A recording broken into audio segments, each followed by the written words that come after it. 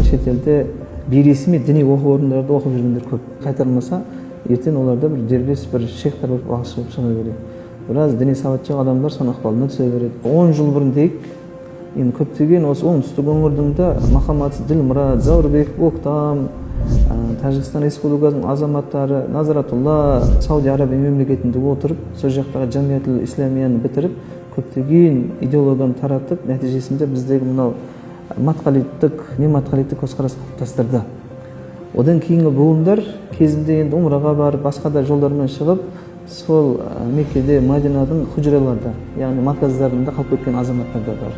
Енді олар не істеп отыр? Енді өздері жеке басына топ құрып, әлеуметтік желілерде қазіргі заманның талабына сай діни сипаттағы материалдарды насихаттап отыр. Мұхаммад ибн Абдул-Ваххабтың 3 негізі болсын, 4 қағидасы болсын, көптеген еңбектердің барлығында біздің мынау зайыр мемлекеттің, яғни 130 ұлт, 18 конфессия, яғни көп ұлтты, көп дінді мемлекеттің талабына сай келмейтін, алауыздық туғызатын идеологиялар өте көп.